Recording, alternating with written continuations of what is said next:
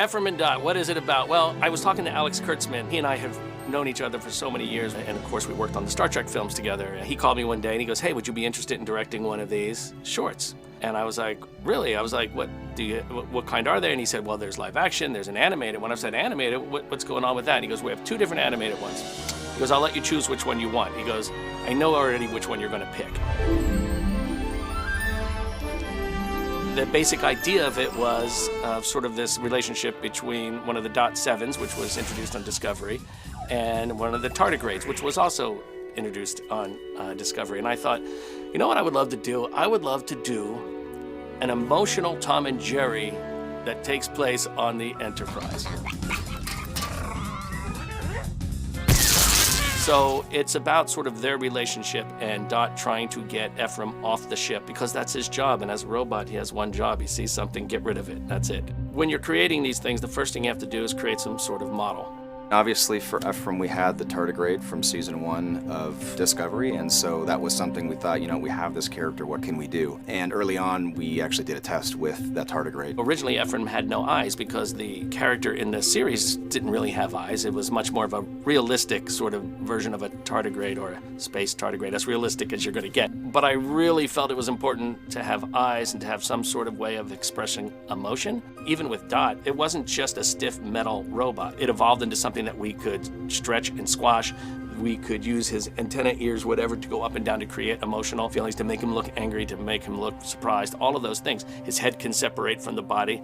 That sort of started, I think, the conversation was, well, here's a test that we did, and it looks pretty adorable. What do we think we can do with this?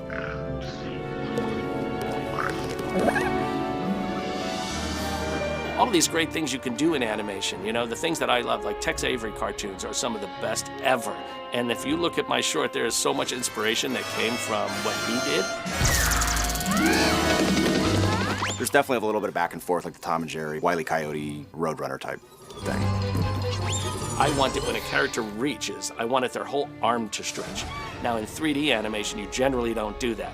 You know, they try to make things look as real as possible, so it would only just do this. But I wanted that arm to stretch out, or if one grabs the other character from the pull for half their body to stay over here, and the rest to get pulled this way. You know, these sort of things that you do in animation that they used to do regularly on Bugs Bunny, Tom and Jerry, all the cartoons that we grew up and loved. In order to have that retro feel, I wanted it to feel as original to the original series.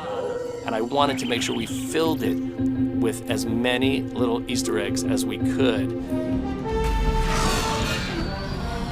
When Sulu is sword fighting in the hallway, I really wanted that to happen in the background. You either leave this boy bloodied. And we were able to use the original audio from the show, too. The other big one was we really wanted to do is make sure we put in some reference to Khan. Khan is my name. The short spans 30 years, basically. So later on in the short, you also see the Reliant come flying by and taking shots at the Enterprise. So we were able to sort of bridge the entire Star Trek history from the beginning of TOS to the destruction of the Enterprise over the Genesis planet.